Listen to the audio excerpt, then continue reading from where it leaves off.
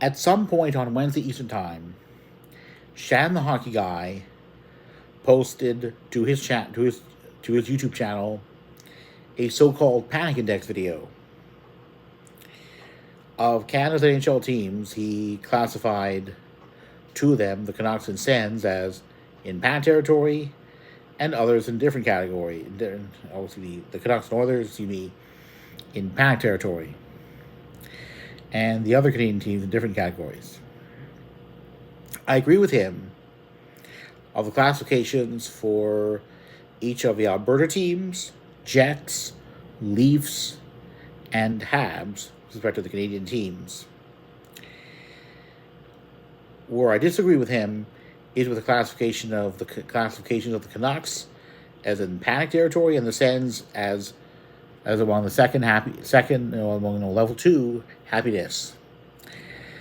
The Canucks, there was cause for concern. There's no question there was cause for concern after losses of 2 straight games last weekend following the Four Nations tournament. The Canucks would go on to turn around that game of theirs, beat the LA Kings 3-2 in OT despite having blown an earlier 2-0 lead. So there would have been concern. It might have been an argument made like, the Canucks should be panicked, lose 3 in a row, following the Four Nations break, and they'd had a break off, had 2 calendar days off after those weekend games.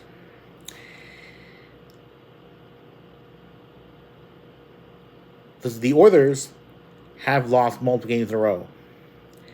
The Senators have lost 5 straight games. So why is it panic time for the Ottawa Senators? Well, in contrast to a Thursday Eastern Time episode of the Locked On Sens podcast, part of the Locked On Sports Series podcast, that's not panic time, here's why it's panic time. How many goals have the Sens allowed in each of the last 4 games? Each of the last 5 games? At least this many. How many have they scored in the last 4? At most, this many. How many did they score against Winnipeg Jets on Wednesday Eastern Time? This many. And yes, the Sens missing some key players, but that exposes the lack of depth. Sens fans and followers, are you confident that just because the calendar has flipped to March, that they're going to turn their season around?